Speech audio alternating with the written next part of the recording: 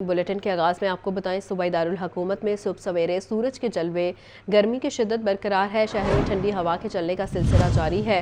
لاہور کا کم سے کم درجہ حرارت 22 ڈگری سینٹی گریڈ اور زیادہ سے زیادہ درجہ حرارت 39 ڈگری سینٹی گریڈ تک جانے کا امکان ہے۔ محکمہ موسمیات کے مطابق ہوا میں نمی کا تناسب 62% تک جا پہنچا ہے۔ مزید جان لیتے ہیں زین علی سے۔ زین بتائیے گا۔ جی بالکل، صوبائی دارالحکومت لاہور میں جو ہے وہ ٹھنڈی ہواؤں کے باعث لاہور کا جو موسم ہے وہ ٹھنڈا ہوتا ہوا نظر آ رہا ہے۔ کئی روز کی نسبت آج جو ہے وہ لاہور کا جو درجہ حرارت میں اس میں بھی جو ہے وہ واضح کمی دیکھنے میں آ رہی۔ تاہم دوسری طرف لاہور کے افق پر جو ہے وہ سورج بھی جو ہے وہ پورے آب و تاب کے ساتھ چمک رہا ہے، اور لاہور میں اس وقت چلنے والی ٹھنڈی ہوا اور اس سورج کی روشنی جو موسم ہے وہ خوشگوار بنا دیا ہے۔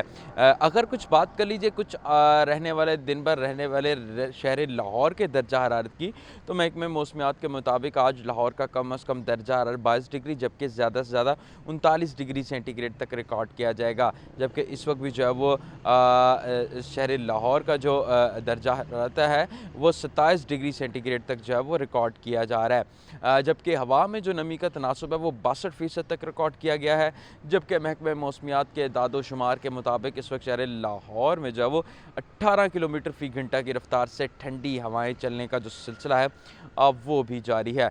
دوسری طرف محکمہ موسمیات کی جانب سے جو ہے وہ اسی طریقے آئندہ ایک ہفتے تک اسی طریقے سے موسم جو ہے وہ برقرار رہنے کی پیشگوئی جو ہے وہ کی گئی ہے کہ آئندہ ایک ہفتے تک لاہور میں اسی طریقے سے جو ہے وہ ٹھنڈی ہوائیں چلتی رہیں گی۔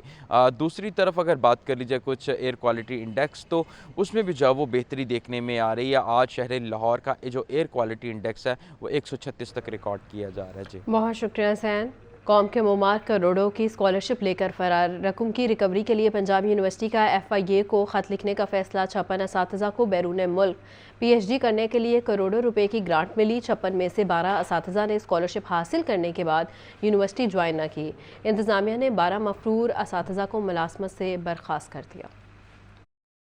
پنجاب یونیورسٹی کے 12 اساتذہ یونیورسٹی کی کروڑوں کی اسکالرشپ لے کر بیرون ملک روپوش۔ قانون کے مطابق تمام اساتذہ کو بیرون ملک PhD کے بعد 5 سال یونیورسٹی میں سروس دینی تھی۔ پنجاب یونیورسٹی GIS سینٹر کی فراستار 70 لاکھ روپے ادا کیے بغیر بیرون ملک مقیم۔ GIS سینٹر کے سید محسن علی نے بھی پنجاب یونیورسٹی کے 1 کروڑ 40 لاکھ روپے واپس نہ کیے۔ انسٹیٹیوٹ آف ایڈمنسٹریٹو سائنسز کی کرن عائشہ بھی 1 کروڑ روپے دیے بغیر بیرون ملک فرار۔ شعبہ MMG کی رابعہ آباد نے 90 لاکھ جبکہ IQTM کے خواجہ خرم خورشید نے 84 لاکھ روپے واپس نہ کیے۔ ہیلے کالج کی شمائلہ اسحاق بھی اسکالرشپ کے 1 کروڑ 61 لاکھ روپے ہضم کر گئی۔ سینٹر فار کول ٹیکنالوجی کے عثمان رحیم پنجاب یونیورسٹی کو 72 لاکھ روپے دیے بغیر بیرون ملک مفرور۔ کالج آف انجینئرنگ کے سلمان عزیز نے 90 لاکھ، GIS کے محمد نواز نے 72 لاکھ روپے واپس نہ کیے۔ PUCIT کی جویریہ اقبال 60 لاکھ اور ایڈمنسٹریٹو سائنسز کی سیماب آرا 1 کروڑ روپے ہضم کر گئی۔ پنجاب یونیورسٹی کے ترجمان کے مطابق یونیورسٹی انتظامیہ نے 12 مفرور اساتذہ کو ملازمت سے برخاست کر دیا، جبکہ انتظامیہ اسکالرشپ کی رقم کی ریکوری کے لیے FIA کو خط لکھے گی۔ نجی اسکولوں کی رجسٹریشن کا معاملہ التوا کا شکار، 3 ماہ سے پورٹل اپ گریڈیشن کے نام پر بند رہے۔ لاہور سمیت پنجاب بھر میں نجی اسکولوں کی انتظامیہ مشکلات کا شکار۔ DRA نے 100 نئے اسکولوں کی رجسٹریشن کی منظوری دی۔ نجی اسکول انتظامیہ کا کہنا تھا بورڈ سے الحاق نہ ہونے کی وجہ سے میٹرک کے بچوں کی رجسٹریشن نہیں ہو رہی۔ نجی اسکولوں کے رجسٹریشن کا پورٹل اوپن نہ ہو سکا۔ 3 ماہ بعد بھی ایجوکیشن اتھارٹیز پورٹل کو اپ ڈیٹ نہ کر سکیں۔ لاہور سمیت پنجاب بھر میں نجی اسکولوں کی انتظامیہ کو مشکلات کا سامنا۔ لاہور میں ڈسٹرکٹ رجسٹریشن کمیٹی کی منظوری کے بعد بھی نئے کیسز التوا کا شکار ہیں۔ DRA نے 100 نئے اسکولوں کے رجسٹریشن کی منظوری دی۔ نجی اسکولز کی انتظامیہ کا کہنا ہے کہ نئی رجسٹریشن نہ ہونے سے تعلیمی بورڈ سے الحاق بھی نہیں ہو پا رہا۔ بورڈ سے الحاق نہ ہونے کی وجہ سے میٹرک کے بچوں کی رجسٹریشن نہیں ہو رہی۔ SOPs کو پورا کر رہے ہیں مگر پھر بھی رجسٹریشن نہیں کی جا رہی۔ اسکولوں کی انتظامیہ کا کہنا ہے کہ محکمہ اسکول ایجوکیشن فوری طور پر پورٹل کو اوپن کرے۔ Atif Parvez, Lahore news. Public service commission کا پولیس کے مختلف اسامیوں کے لیے تحریری امتحانات کے نتائج کا اعلان۔ Secretary Punjab public service commission Afzal Ahmad نے نتائج کا نوٹیفیکیشن جاری کر دیا۔ جونیئر ٹریفک وارڈن فیصل آباد ریجن کی 14 اسامیوں کے لیے 15 امیدوار تحریری امتحان میں کامیاب۔ پاس ہونے والوں میں اسد اللہ نعمان فرید، محمد سیاب، محمد نقی عباس شامل ہیں، جبکہ وحید اختر، محمد گوہر الطاف، محمد سخی، محسن شاہ، طاہر عباس، علی حسنین اور مبین عابد بھی کامیاب۔ Junior traffic warden Gujarat region کی 12 اسامیوں کے لیے تحریری ٹیسٹ میں 1 امیدوار حسن عسکری کامیاب۔ Junior traffic warden Bahawalpur region کی 14 اسامیوں کے لیے ٹیسٹ میں 15 امیدوار پاس ہوئے ہیں۔ University of management and technology میں سیمینار کا انعقاد، خواتین کو بااختیار بنانے کے موضوع پر گفتگو کی گئی۔ ارکان پنجاب اسمبلی سارہ احمد اور ہنا پرویز بٹ نے خصوصی شرکت کی، رپورٹ کر رہی ہیں سامیہ سعید۔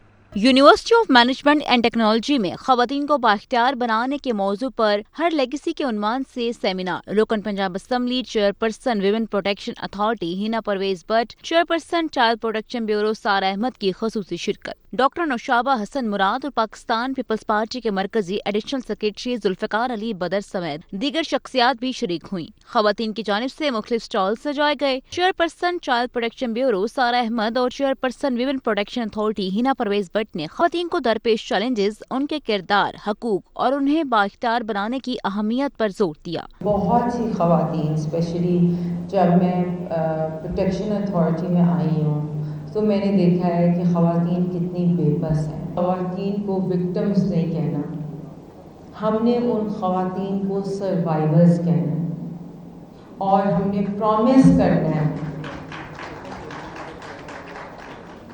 کہ ان سروائیورز کی ایک legacy who. I've had the privilege to work closely with communities across the province, and one truth stands out for sure, which is when a woman is empowered, an entire generation rises with her.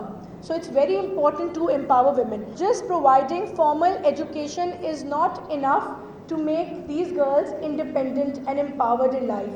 We need to teach them skills, we need to teach them vocational training so that when they leave our Child Protection Bureau, they can stand on their feet independently. تقریب کے اختتام پر مہمانان گرامی کو souvenir سے نوازا گیا۔ Cameraman Babar کے ساتھ سامیہ سعید، لاہور نیوز۔ معذور افراد کے لیے بڑی خوشخبری، ہاتھ پاؤں، ٹانگ اور ٹخنوں سے معذور افراد اب نارمل زندگی گزار سکیں گے۔